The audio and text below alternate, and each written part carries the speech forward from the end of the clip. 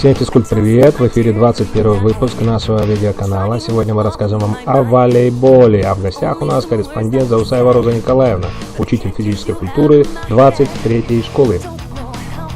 Вот и закончились соревнования школьной волейбольной лиги, которая длилась в течение всего учебного года. Среди девушек первое место в упорной борьбе заняла команда 31-й школы. Второе место, ничем не уступая в игре, заняла команда 26-й школы. Ну и за третье место боролись команда 13-й и 23-й школы. И победу одержала команда 23-й школы. Соревнования были очень насыщенные, проводились силами учителей физической культуры.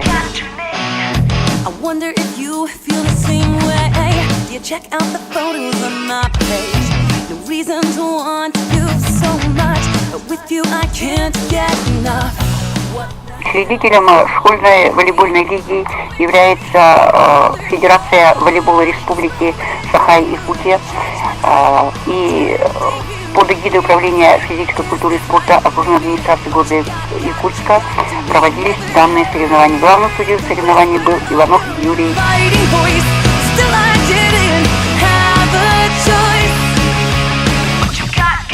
Ну, что можно сказать о данном турнире? Это школьная лига, и было очень сложно.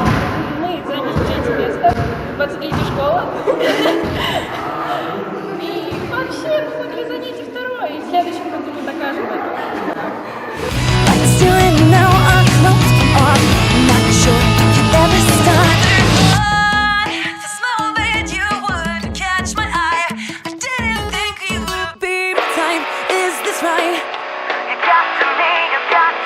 I never heard